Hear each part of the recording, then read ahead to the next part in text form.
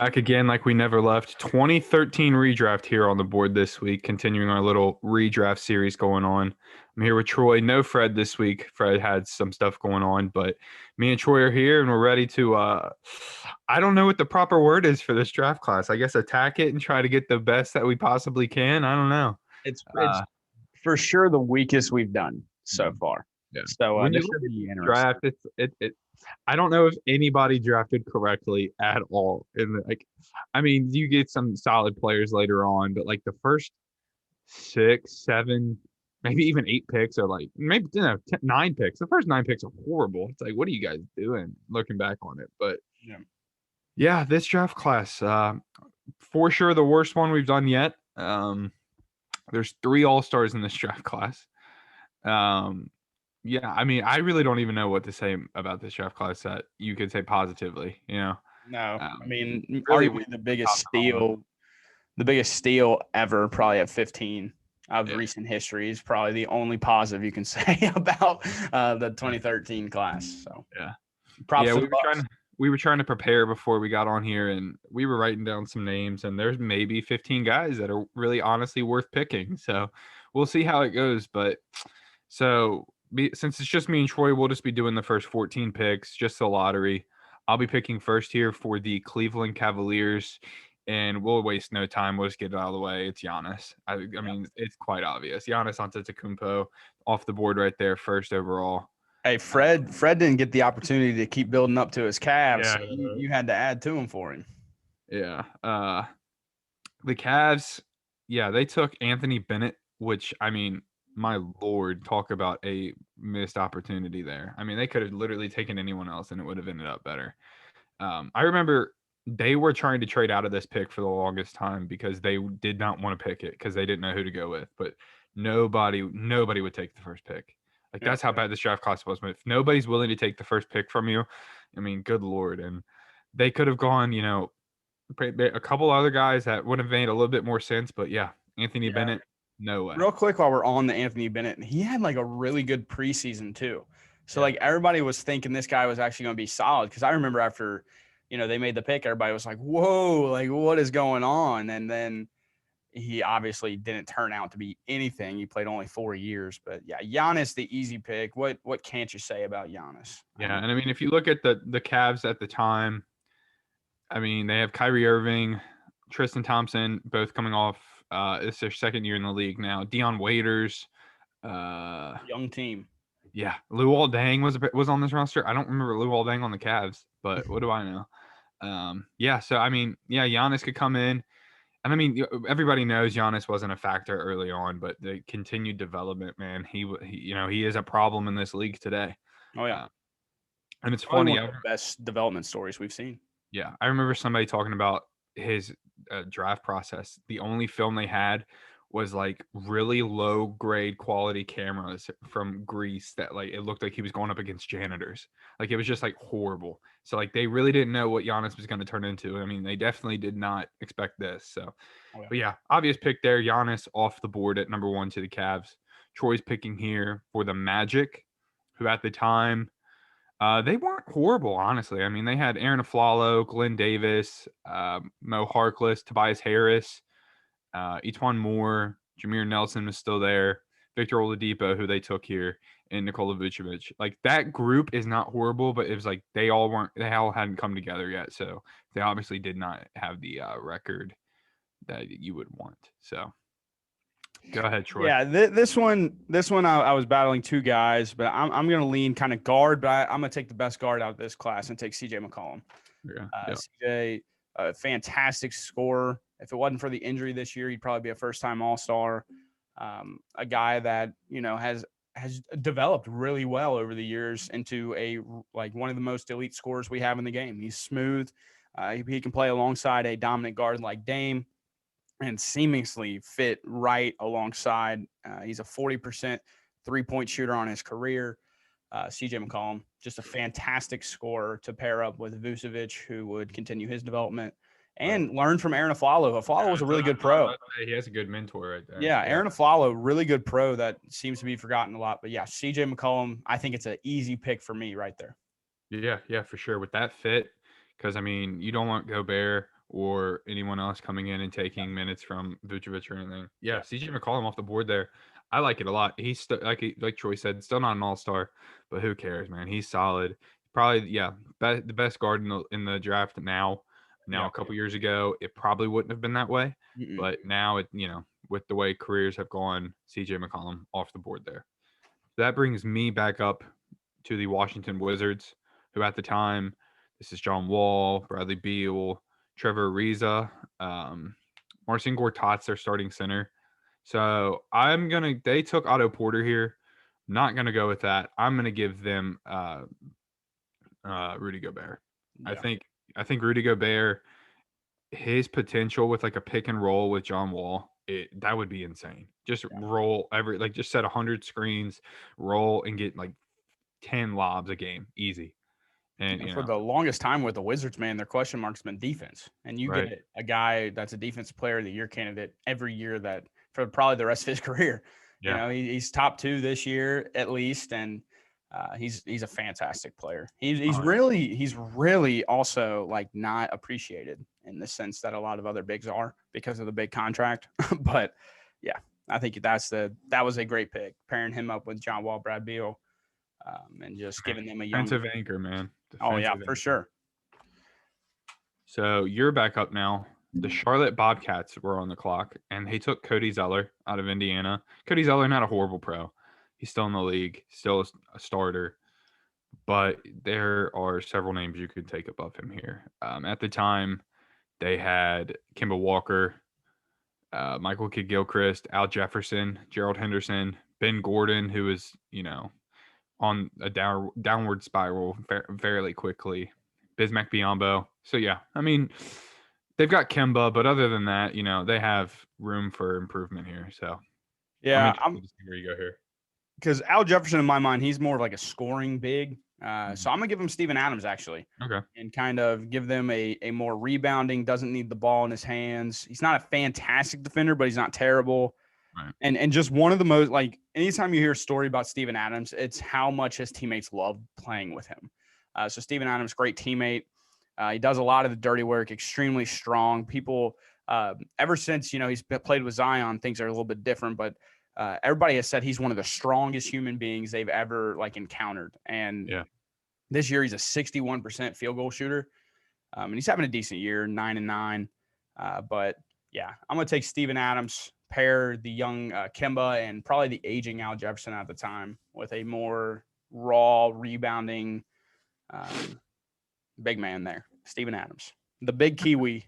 Yeah. That's interesting because I would have switched it up just a little bit, and I'll explain here because now I'm picking for the Phoenix Suns, who had Eric Bledsoe, Leandro Barbosa, Goran Dragic. Yeah, I mean, that's really about it. The Morris twins. They took Archie Goodwin later on in this draft, I believe. But at the time, they took Alex Lynn.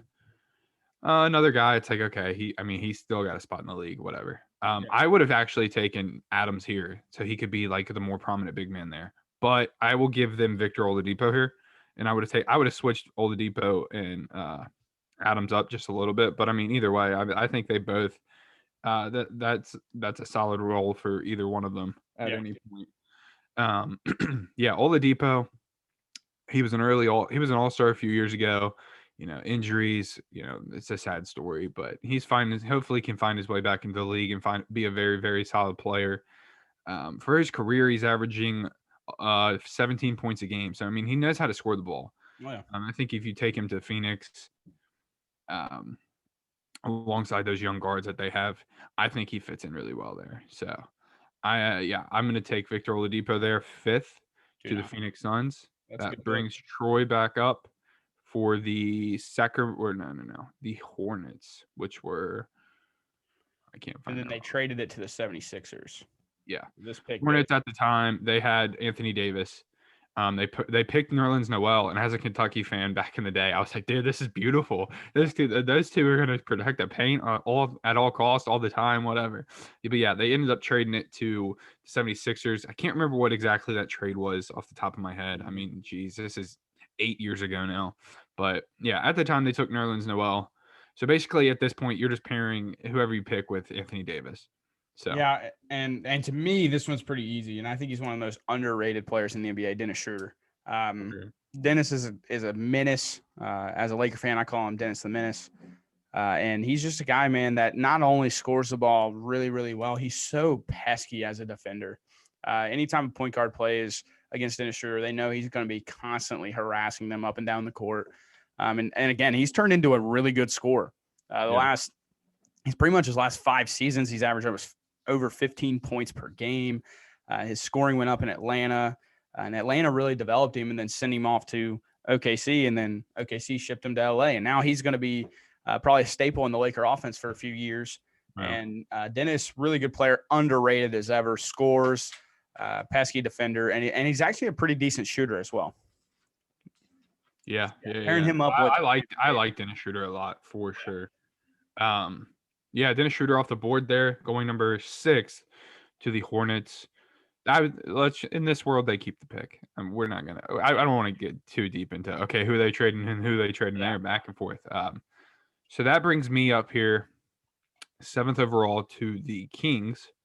At the time, they took Ben Mclemore, who I really thought would be like a solid pro. I mean, he's still in the league. Not obviously lived up to the expectations probably a lot of people had for him. But I mean, he's found a good spot in Houston at times. There's times where he's starting and playing really well, and there's times where he's not getting any minutes at all. So, but yeah, they took him there. I'm not going to be taking that pick. I'm looking at 2 different guys here, maybe 3. I have 2, and there's a third one that I'm thinking about sneaking in. They have Rudy Gay. He's their starting small forward. Rudy Gay was solid, really, really solid. They have Boogie Cousins, obviously. They have Isaiah Thomas. And this isn't no other big man really stands out to me. I mean, they have Reggie Evans, he had 11 years in the league, not bad. Carl Landry, who wasn't horrible. Patrick Patterson, but man, this one's tough. But I'll give them Robert Covington, and he can come in and be small ball 4. I know the league wasn't really there yet, but bring him in and develop it early. I don't care. Robert Covington, another guy. He's just solid overall. The definition of 3-and-D. A lot of teams want a guy like that. And you see every time, if he's on a team that's struggling, his name is always thrown around in trade talks because guys want someone like that on their team. And he can come in and spread the floor for Boogie, play really solid defense for that Kings team. And I thought Rocco was really going to take the Blazers over the top this year, and he's done a really good job in their offense and such. Obviously, we haven't seen the full strength Blazers, but they're cursed, man. They can't stay healthy for their life. Robert Covington is just one of those guys that I love on winning teams. He does it everything you want him to do. He's great. Yeah. So Robert Covington, he actually did not get drafted at all. Which if you look at the names through this draft, it's kind of crazy. That might be one of the first undrafted guys that we have picked in the top 15. Might be. Just a little nugget there, like, potentially. We got Jeremy Lin. Somebody threw Jeremy Lin out there. Yeah. So, but I mean, he's one of maybe 3 or 4. But yeah, Robert Covington there to the Kings. 8 is the Detroit Pistons. They took KCP. Not a bad pick. They had Chauncey Billups still on the roster, but he's old and on his way out. Greg Monroe, Andre Drummond, Brandon Jennings. They need all the help they can get. And I don't know how much help you're going to be able to get here from now on. But, yeah. As much as I would love to stick with the pick, because I love KCP. I think he's a very good, solid player. Defends, he can score, he can shoot. But I'm going to get him more of like a bona fide scorer. I'm going to go Tim Hardaway Jr. To pair up with them. I think he's, again, a guy that you could claim underrated. He averages, the last 2 seasons he's played extremely well. And just a guy that spaces the floor for you. He's not going to defend your best player. He's not going to rebound the heck out of the ball. He's not going to create for others. But he, for dang sure, can go get a bucket if you need him to. Averaging 13 points on his career, 35% from 3. I mean, I watch a lot of Mavs games, and I mean, he's solid for it. Really, really tough. He's fun to watch too, because he just has that scorer's mentality. He just comes across the court with confidence, and it's fun to watch. Yeah, for sure. Tim Hardaway Jr. right there, going to the Pistons. I like that pick. for what you're going to get from now on, Tim Hardaway Jr. is a solid pickup. Oh, yeah. So the Wolves are now up at number 9. They took Trey Burke, who coming off a really hot NCAA tournament, undersized guard. It didn't really work out the way everybody had planned. He's still in the league. I think he was out of the league for a couple years, maybe. Oh yeah.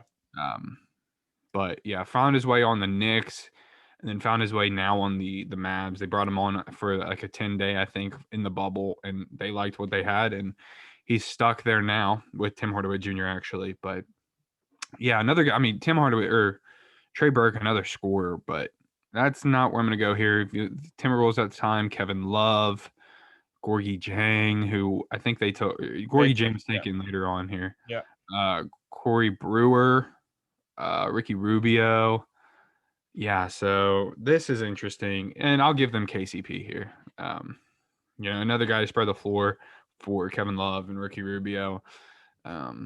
Defend, hit some open shots, and play some solid defense too. And he's learning from Kevin Martin. Kevin Martin was there, and I mean that's a good pro to learn after. That's a good player comp too for KCP.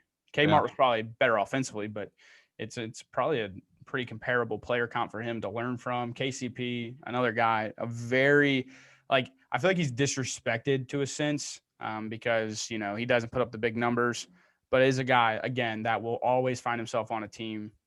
It's a guy you can trust out on the floor. Yeah, that's the biggest thing. Oh yeah, and a team that is winning wants this kind of guy on their ball club. So yeah, another good pick. So the Trailblazers are up. They must have traded for this pick because I mean they finished second in their division, 54-28 this last season. They were solid, man. They had Aldridge, Nick Batum, Damian Lillard.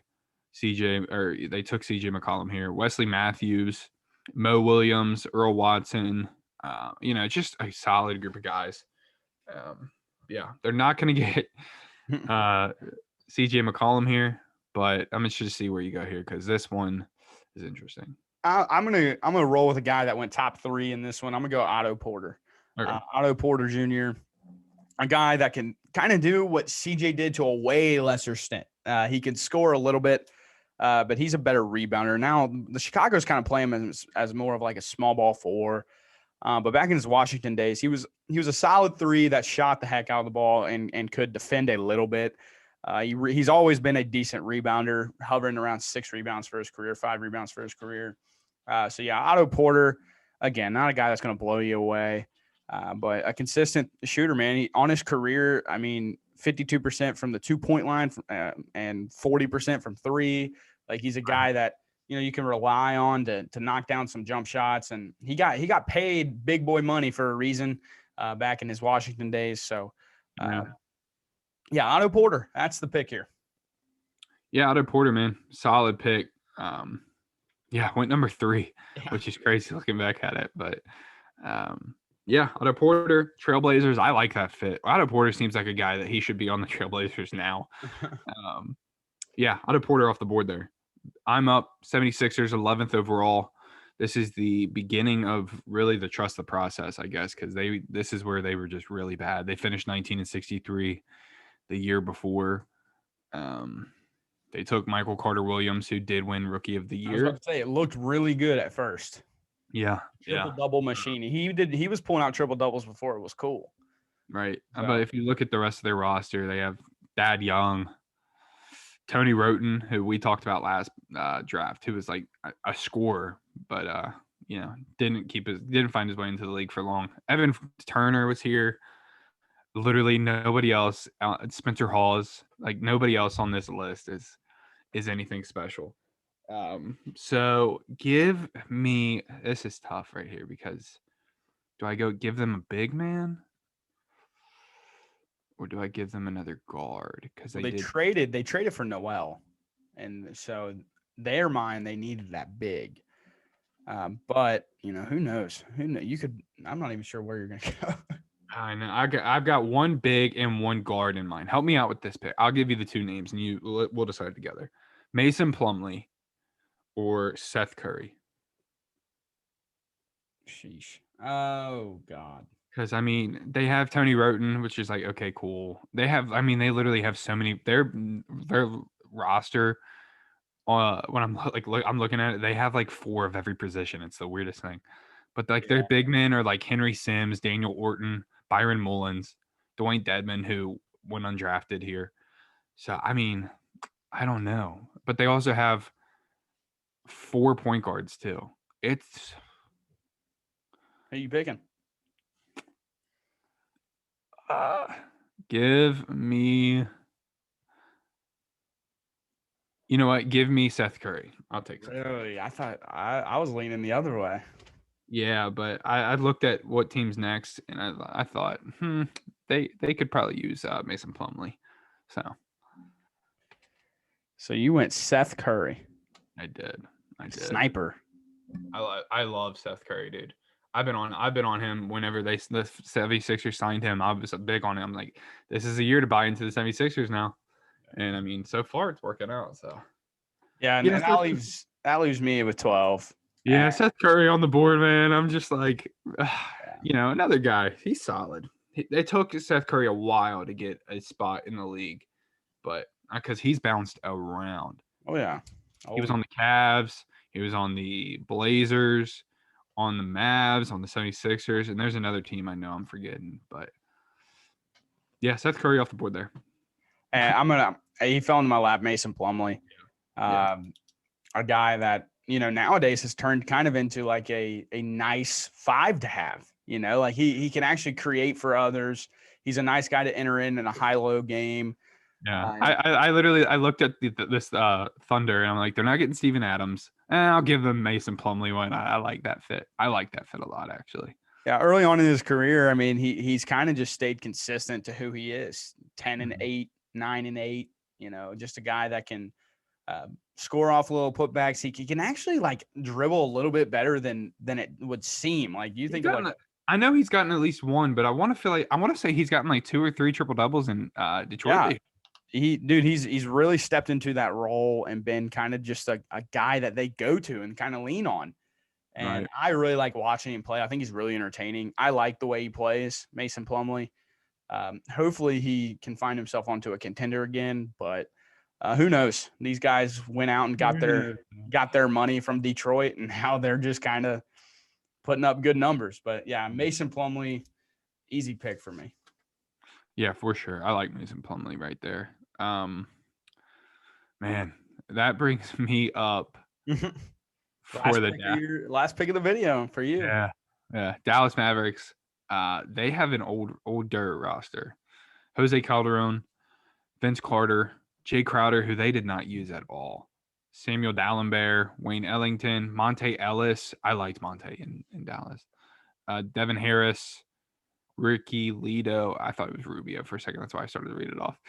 Sean Marion and Dirk Nowitzki. So, I mean, they're older. Maybe bring in a nice young piece to help them out. But who is really going to do that at this point? Okay,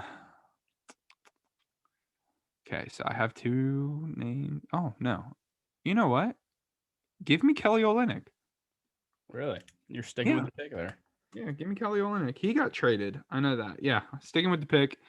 But yeah, give me Kelly Olynyk. I guess he was he a part of the trade for Jay Crowder maybe? Or no, Jay Crowder went to the Celtics later. So I don't remember exactly what was in that trade. Maybe Shane Larkin. I don't know. But yeah, Kelly Olynyk there. The stretch the floor, Kelly Olynyk.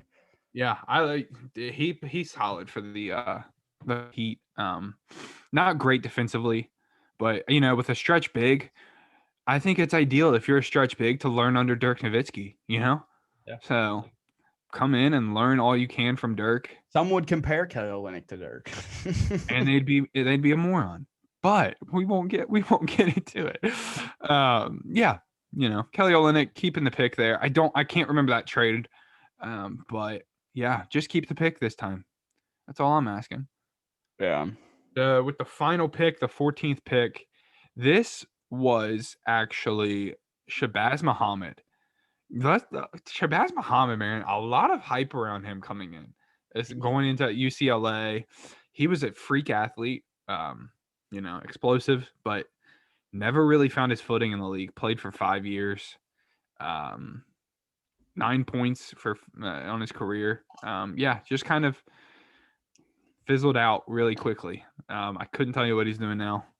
Probably playing overseas somewhere, but yeah, Shabazz Muhammad probably not going to go here. I think they traded that pick too because he ended up in Minnesota. I want to say, right? Yep. Yeah. So the Jazz at the time, I want to say they were still pretty solid. No, they weren't. I lied. They were 25-57 this year.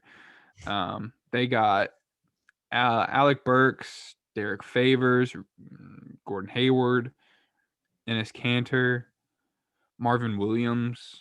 So, and then in this draft, they ended up with Trey Burke, Rudy Gobert. So not horrible compared to what other teams before them were doing. Yeah. But I got 2 dudes kind of on my mind. Both are still in the league, but I'm gonna give them the rookie of the year, Michael Carter Williams. That's who I'm gonna roll with here. I was debating him or Cody Zeller. Because Zeller kind of I thought he was actually going to get drafted, but he ended up not going here. But Michael Carter Williams averages on his career 10, 4, and 4. Like, he's just the guy, like I said, that before it was cool to, grab rebounds as a guard and, be able to. He's big, man. Yeah, he's a big guard. I mean, his rookie year, he played incredible. Dude averaged 17, 6, and 6. And, everybody thought that they were really getting it. And then he got traded his sophomore year. And then that kind of slowly derailed his career into what he is now, which is just, a backup point guard that can give you decent minutes. And I kind of played on five different teams. He can I can see him as like an Elfrid Payton now, just kind of like a solid backup. Yeah, and they don't end up with Trey Burke anyways. And why not? No. But yeah, that's the 14 picks. We'll run through some quick names that didn't get drafted. Anthony Bennett, we've already discussed him. Yeah, whatever. Cody Zeller. Yeah, Zeller, another pro that he's still in the league, still has a starting spot. Can't really spread the floor and plays okay defense. So I think that's when it's coming down to me, when I took Kelly Olynyk, it's okay. Kelly Olynyk can at least spread the floor really, really solid. And you can have the potential to learn under Dirk. Alex Lynn didn't get picked up. Nerlens Noel is another name that, honestly, maybe surprised he didn't get picked up. He's a nice, solid rim protector, but that's about all he really can do other than catch some lobs. Trey Burke did not get picked up. I'm trying to see if there's any other notable names. Tony Snell, Gorgie Jang, Solomon Hill, Reggie Bullock. Those are 4 dudes that are still in the league, but, whatever. And then Mike Muscala, another guy that's still in the league playing for the Thunder. So he's actually having a really good year too. Yeah. So that's this draft. I mean, not much to really say about it, We'll run through it really quick though. At number 14, the Jazz took Michael Carter Williams. 13, the Mavs stick with their pick and Kelly Olynyk. The Thunder take Mason Plumley. 76ers, they have Seth Curry. He's on their roster now. They're taking him earlier. 10, the Trailblazers take Otto Porter. KCP to the Wolves at 9. Tim Hardaway Jr. to the Pistons at 8. The Kings took Robert Covington. 6, the Hornets pair up Dennis Schroeder with Anthony Davis. 5, Victor Oladipo to the Suns. 4, Steven Adams to the Bobcats. Wizards select Rudy Gobert at number 3. The Magic take CJ McCollum at 2. And the obvious pick, probably the only real obvious pick in this draft, the Cavs take Giannis. So yeah, that's about it, man. I mean, not much really else to say about this draft. Probably, honestly, will this be the worst draft we do out of this redraft series? It'll be close. I'm not sure, but it'll for sure be close. It'll be up there, nonetheless. We'll have to look back here in a couple weeks. But you got any closing remarks on this draft class? No, just a whole lot of, it's a little bit better than I was expecting. It's not like they're god awful, but also they're not like game changers. So yeah, like with the 2012 redraft we did, where after like the first 5 picks, it was like, hey, solid pro. Which if you haven't checked that out, definitely go check that out. But this one, it's like, okay, pro. Yeah. Okay, pro. Nothing that's like stands out. But yeah, I mean, nothing else really to say. Kind of a disappointing draft class, but there's some solid names in there that, nobody would have expected. So yeah, that's about it, man. Yeah. Really. Next week should be fun. 2014 is a really solid. Got a lot of good players in the 2014. So stay tuned for that one next week. Should be a blast. Absolutely. I look forward to these every Sunday. They're a whole lot of fun. But yeah, that's going to do it. Thank you guys so much for joining in. Let us know what you think about this draft class. I would love to know if anybody really thinks any highly of this draft class. But yeah, appreciate you guys so much. We'll see you next time. Join the conversation.